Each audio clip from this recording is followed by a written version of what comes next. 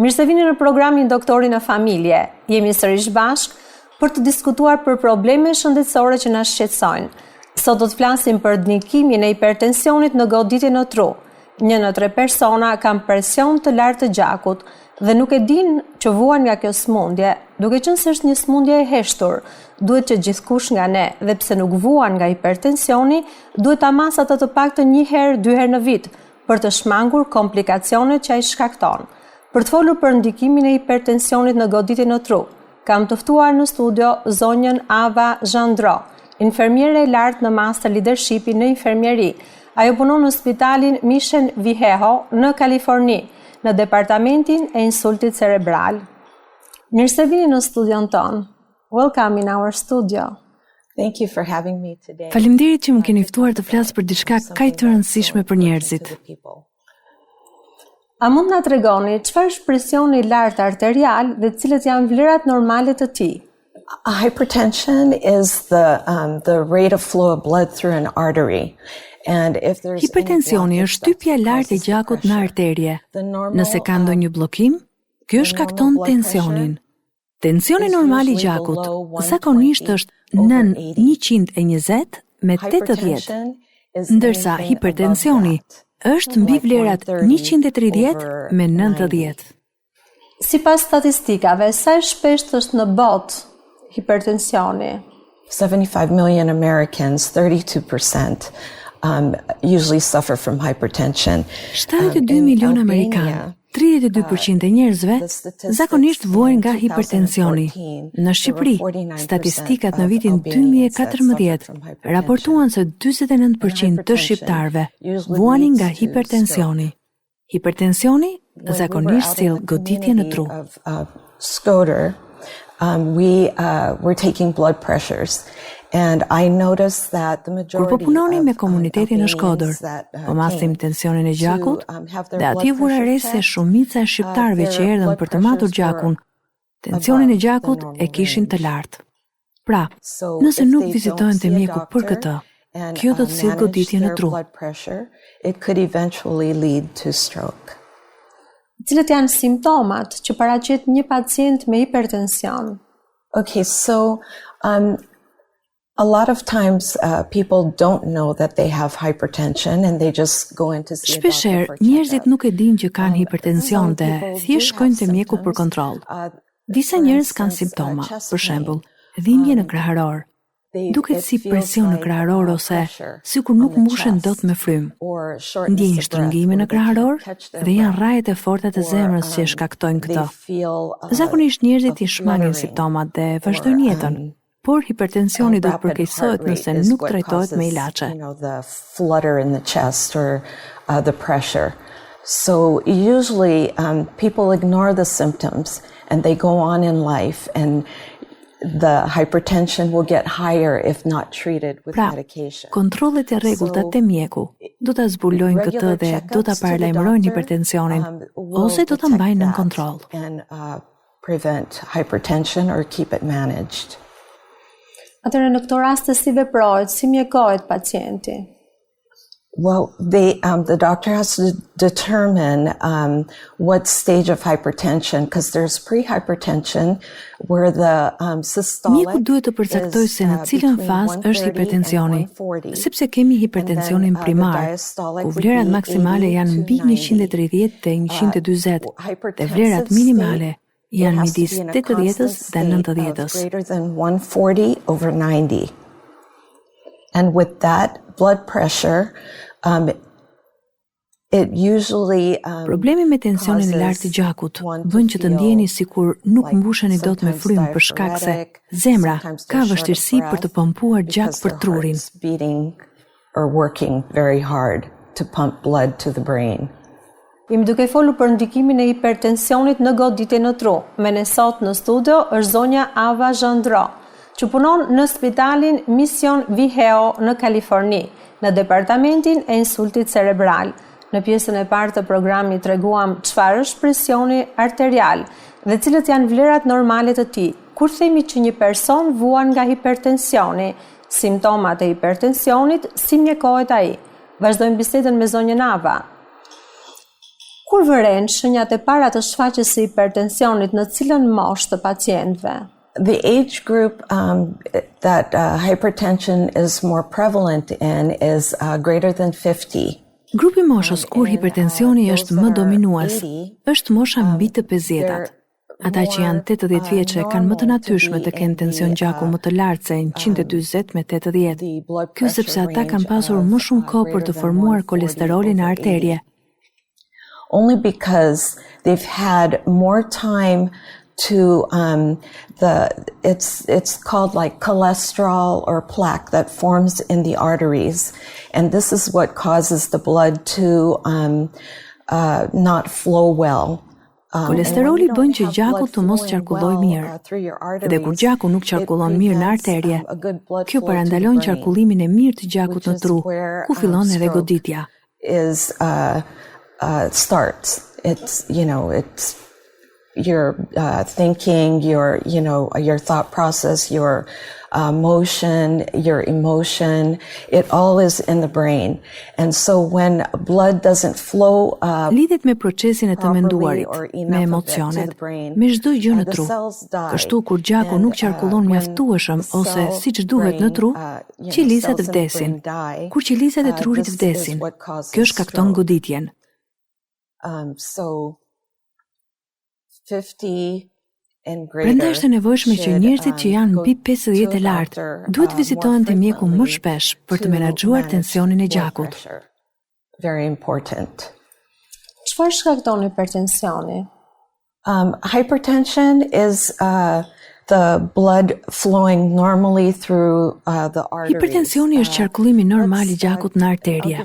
Do t'ju jap shembullin e një zorre që përdorin për të ujitur barin.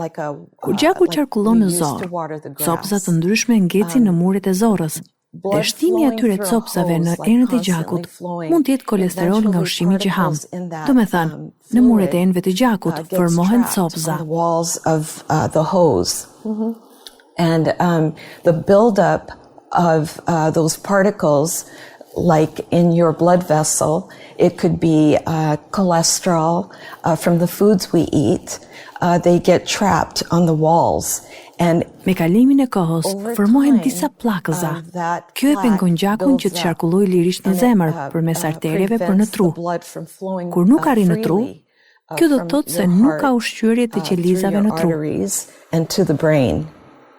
And so when it doesn't get to the brain, that's how you nourish the cells in the brain. Në këtë rast, kur kemi vdekje të qelizave në tru, duhet vënë re se cila pjesë e trurit nuk ushqehet. Kjo ndikon te të folurit, te lëvizjet, të menduarit, madje edhe të parit. How we utilize our movement, speech, thought process, vision. Çfarë është fibrilacioni atrial?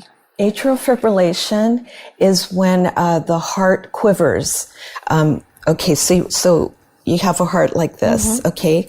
The bottom part is the ventricles. And fibrilacioni arterial ndodh kur zemra dritet. Keni një zemër kështu. Pjesa e fundit janë barkushet dhe zakonisht kur zemra punon siç duhet, barkushet pompojnë gjatë dhe e shtyn te pjesa tjetër e zemrës, që është atriumi. The atrium. And from the atrium, it goes through the aorta and to the arteries in your neck, which feeds the different parts of your brain. Nga atriumi kalon në aortë dhe përmes arterjeve në qafë që ushqin pjesë të ndryshme të trurit. Kur zemra dritet, gjaku qëndron atje, gjë që krijon pikësit të gjakut. Kur krijon pikësit të gjakut në barkushe, kjo do të arrijë në atrium, në aortë, në arterje dhe më pas depozitohet në një pjesë të trurit. Kjo do të pengojë qarkullimin e gjakut dhe qelizat që kanë nevojë të ushqehen për të qëndruar gjallë. Nuk ushqehen dhe kështu që vdesin. Don't get the nourishment and the cells die. Once the cells die, that part of your brain dies. And then it will affect, like if the left side doesn't get nourished, the right side of Kur your body qelizat will be vdesin, affected. vdes edhe ajo pjesë e And trurit. it depends on where Nëse ana e in the majt nuk brain, ushqehet, it kjo do të will ndikoj anën e cause djathtë të movement trupit. to the Pra, right side krahu of i your djathtë arm nuk do të not mund to të be able to funksionojë. function. Do të It shkaktojë will mos cause, funksionimin e fytyrës, facial, ndonjëherë të droop. syrit dhe të folurit. Sometimes the eye and speech will be affected also. Si fillon një goditje në tru? Stroke starts with hypertension. If it's not controlled, high blood pressure will cause the blood vessels. Goditja në tru fillon me hipertensionin. Nuk është e kontrolluar. Tensioni i lartë i gjakut do t'i dobësojë enët e gjakut. Do të bëjë që zemra të mos funksionojë siç duhet.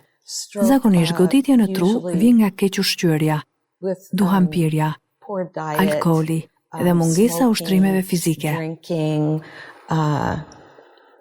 not exercising, all of those activities or functions that your Të body gjitha këto needs, aktivitete to ndikojnë në control mirë funksionimin e blood trupit. pressure Goditja and, në tru shkaktohet nga mpiksja e gjakut ose nga qarkullimi jo i mirë i gjakut në arterje për në tru. activity of your body will not function properly. So stroke, it usually is caused by, clots forming or the blockage of blood flowing freely through your arteries to the brain. Në rastin e një goditje në tru, si vendoset diagnoza, cilët janë ekzaminimet që duhet të kryej pacienti në spital? Okay, so usually in the hospital, we get alerted when a stroke patient is coming. Zakonisht, stafi mjekësor teknik i spitalit na telefonon kur një pacient me goditje në tru është duke ardhur. Ne bëjmë gati skuadrën e traumës për goditje në tru dhe çdo gjë është me kronometër. Në momentin që njoftohemi, të gjithë kanë një punë për të bërë. Kur pacienti vjen në sallën e urgjencës, menjëherë bëhet vlerësimi i simptomave. Stafi vëren nëse fytyra e pacientit ka ndonjë deformim. Ne i quajmë simetri. They're immediately assessed for symptoms, and usually what they look for, they score them for any facial, we call it asymmetry. When the face is not perfect, they have like droop in their mouth area or eye. Pacienti ka lëshim të syrit ose të gojës, do me thënë që të folurit e tij nuk është i qartë. Kontrollohet lëvizja e krahëve. Nëse pacienti mund t'i mbajë lart. If they can't hold it, every part of their body is assessed within 0 to 15 minutes the doctor has. And within Çdo pjesë e trupit të tyre vlerësohet brenda 15 minutave që mjeku ka. Dhe brenda 60 minutave, pacienti duhet të bëjë tomografin kompjuterike që të përcaktojë nëse simptomat që ka janë shkaktuar nga një gjakderdhje ose nëse është thjesht ishemi, që është bllokimi i gjakut në një pjesë të trurit ku qelizat ushqehen. So those cells are not alive. And usually we check the blood pressure. We do vital signs right away because the important part of a stroke, especially if it's ischemia, is we want the blood pressure to be high. Këto qeliza nuk janë të gjalla. Zakonisht ne masim menjëherë tensionin e gjakut sepse pjesa e rëndësishme e një goditjeje në tru, veçanërisht nëse është ishemi, është që tensioni i gjakut duhet të jetë i lartë. Ajo pjesë e trurit nuk ushqehet dhe tensioni i gjakut është më pak se 220 me 110. Kjo bën që të formohen venat anësore. Kështu me këto vena, qelizat në atë zonë kanë më shumë mundësi që të qëndrojnë në jetë. Kështu nga tomografia kompjuterike do të vërehet nëse është hemoragjike, që është një lloj goditjeje në tru. So from CT, they will look and see if it's hemorrhagic, which is a different kind of stroke where, like I was talking about the water hose, if it gets stretched, the vessels become weak. E shpjegova këtë me shembullin e zorës së ujit. Enët e gjakut dobësohen, gjë që shkakton presionin e qarkullimit të gjakut në vena, ku ajo venë mund të çahet. And you don't want to put any kind of blood thinner into a person that Nuk duhet përdor asnjë lloj hollues gjaku te një pacient që ka hemoragji, sepse kjo mund të shkaktojë vdekjen. Jep se tomografia kompjuterike është shumë e rëndësishme për 60 minutat e para për të përcaktuar se çfarë lloj goditjeje në tru është dhe çfarë kure duhet të marrë. Pra në këto raste e rëndësishme shumë është paraqitja në kohën e dur, sa më shpejt që pacienti të mbrinë në spital dhe sa më shpejt ta marrin ndihmën e dur, atë rezultatet janë edhe më pozitive. Desha të bëj dhe një pyetje tjetër, cilët janë masat që duhet marrë secili nga ne për të parandaluar hipertensionin dhe përjedhoj edhe goditjen në tru?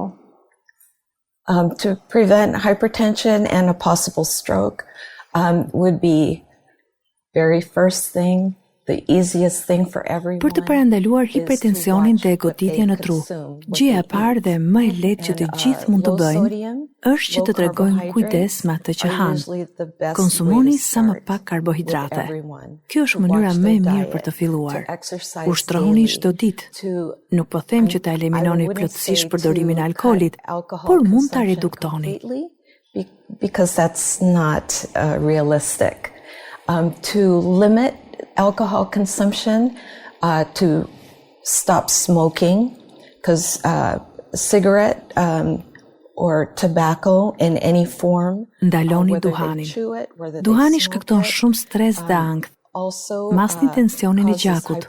Nëse është mbi 120, mbi 80, atëherë duhet të shkoni patjetër te mjeku, që të merrni mjekim për ta mbajtur tensionin në vlerat e duhura. To not smoke or use tobacco, exercise, manage your blood pressure. If it's over 120, over 80, it's time to go see your doctor and see, what medications can keep it at a rate that's manageable for your body. Kur flasim për aktivitetin fizik, si ta kuptojmë? Të kuptojmë ecje në natyrë, për sa minuta, për sa ditë në javë, për aktivitet fizik në palestër? Okay, so the best way to manage your lifestyle changes. A lot of people I've noticed. Mënyra e jetesës ndryshon. Unë kam bërë se në Shqipëri shumë njerëz përdorin biçikletën. Ky është ushtrimi më i mirë kardiovaskular. Ecja, vrapi dhe noti. Nuk e di mirë për notin, por më së shumti ecja. Mostly walking, bicycle riding. I see a lot of that here. And so to me, on a daily basis, to and from work or to and from the grocery store. Për mua gjatë ditës, disa gjëra të thjeshta që mund të bëj janë shëtitjet, pazari, xhiro me biçikletë. Regularly, just to make sure you're, they check for cholesterol, they check to see, if you have any abnormal values. Duhet të shkoni rregullisht te mjeku. Ai kontrollon kolesterolin. Shikon nëse keni ndonjë vlerë jo normale, që duhet ndryshuar me mjekim ose dietë ushqimore. Dieta ushqimore është mënyra më e mirë dhe më ekonomike për të kontrolluar hipertensionin dhe parandalimin e goditjes në tru. Prevention of stroke. So if people would be more aware of what they add to their food, less fatty foods. If you buy meat with fat around it, cut the fat off and, use like olive oil, less salt. Njerëzit duhet jenë më të vetëdijshëm për atë që hanë, duke mos ngrënë shumë yndyrë. Përdorni vajin e ullirit, më pak krip. E di që ushqimi është pa shije, por ka shumë lloj kriprash. Më pak krip, më pak karbohidrate, më pak alkool dhe ndaloni duhanin. Consumption of alcoholic beverage and no tobacco. No tobacco. Yeah. Zonja Ava, faleminderit që pranuat ftesën tonë dhe ndat me ne eksperiencën tuaj. Jeni mirëpritur në studion tonë. Thank you so much for having me and letting me speak about stroke. Shumë faleminderit që më lejuat të flas për këtë temë. Në Shkodër kalova një kohë të mrekullueshme dhe programi që përdorëm atje me matjen e tensionit dhe sheqerit në gjak ishte i dobishëm për njerëzit. Ishte mrekullueshme. We also checked blood sugar in a lot of people. They aren't aware that their sugars are high, and that was just wonderful, just making the people aware. Thank you so much. Faleminderit. Ndoqët programin Doktori në familje, bashkë do të dëgjohemi sërish erën e ardhshme. Miru dëgjofshim.